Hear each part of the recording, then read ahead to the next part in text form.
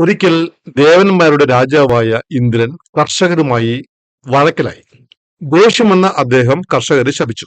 നിങ്ങൾക്കിനി 12 വർഷക്കാലത്തേക്ക് മഴ പെയ്യില്ല. അതുകൊണ്ട് ആ കാലയളവിൽ വിളകളൊന്നും ഉൽപ്പാദിപ്പിക്കാൻ കഴിയില്ല. ശാപം. കർഷകർ വന്ന് ഇന്ദ്രനെ കണ്ട് കാല് പിടിച്ചു മാപ്പ് പറഞ്ഞു.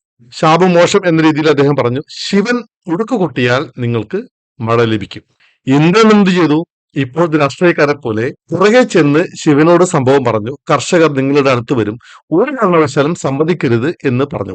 കർഷകർ ശിവന്റെ അടുത്ത് ചെന്ന് സങ്കടം പറഞ്ഞു, ഞങ്ങൾക്ക് മഴ ലഭിക്കണം, വിളവെല്ലാം ബുദ്ധിമുട്ടാണ്, ദാരിദ്ര്യമാണ് എന്ന് പറഞ്ഞു. ശിവൻ പറഞ്ഞു, 12 വർഷക്കാലത്തേക്ക് ധ്യാനത്തിലാണ്, അതിനുശേഷമേ ഉഴുക്ക് കൊട്ടൂ എന്ന് അദ്ദേഹം പറഞ്ഞു. കർഷകർ വളരെ വേദനയോടെ നിരാശരായി ഭൂമിയിലേക്ക് മടങ്ങി. കർഷകരെല്ലാം തിരിച്ചു പറഞ്ഞു.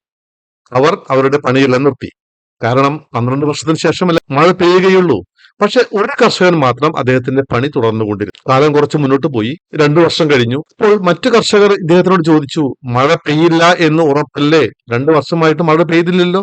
12 വർഷം കഴിയണം മഴ ലഭിക്കാനായിട്ട്, എന്തിനാണ് ഈ മണ്ടത്തരം കാണിക്കുന്നത്? അപ്പോൾ ഈ കർഷകൻ പറഞ്ഞു, 12 വർഷത്തിന് ശേഷം ഞാൻ എന്റെ ഈ കൃഷിപ്പണി മറന്നു പോകാൻ സാധ്യതയുണ്ട്. ഞാൻ ഇപ്പോൾ ചെയ്തുകൊണ്ടിരിക്കുന്നത് വിളവ് കിട്ടാൻ വേണ്ടിയിട്ടല്ല, എന്റെ ജോലിയുടെ പരിശീലനമാണ്. ഞാൻ മറന്നു പോകാതിരിക്കുവാൻ വേണ്ടിയുള്ള പരിശീലനമാണ് ഞാൻ ചെയ്യുന്നത് എന്ന് ഈ കർഷകൻ പറഞ്ഞു. മറ്റെല്ലാ കർഷകരും അദ്ദേഹത്തെ പരിഹസിച്ചുകൊണ്ട് പിന്മാറി. ഈ കർഷകന്റെ മറുപടി സാക്ഷാൽ ശ്രീ പാർവതി ദേവി കേൾക്കുകയുണ്ടായി. പാർവതി ശിവനെ വിളിച്ച് ചോദിച്ചു, നിങ്ങളും 12 വർഷം ഉടുക്ക് കൊട്ടാതിരുന്നാൽ നിങ്ങൾ മറന്നു പോകില്ലേ? ഇപ്പോൾ 2 വർഷമായില്ലേ ഉടുക്ക് കൊട്ടിയിട്ട് എന്ന് ചോദിച്ചപ്പോൾ ശിവന് ആശങ്കയായി. ശിവൻ ഉടുക്ക് കൊട്ട് മറന്നുവോ എന്നറിയാൻ വേണ്ടി തന്റെ ഉടുക്കെടുത്ത് കൊട്ടി പാടി തുടങ്ങി. സ്വാഭാവികമായിട്ടും ഇന്ന് ഭൂമിയിൽ മഴ പെയ്തു. തന്റെ പ്രവൃത്തി തുടർന്നുകൊണ്ടിരുന്ന ആ കർഷകന് മാത്രം വിളവ് ലഭിച്ചു. ഇതാണ് കഥ സൂചിപ്പിക്കുന്നത്. എന്തൊക്കെ സാഹചര്യങ്ങൾ ഉണ്ടായാലും നമ്മുടെ പ്രവൃത്തി എന്താണോ, നമ്മുടെ കർമ്മ മേഖല എന്താണോ, അവിടെ ഒരു മടിയും കാണിക്കാതെ നിരന്തരമായിട്ട് ചെയ്തുകൊണ്ടിരിക്കുന്ന വ്യക്തിയെ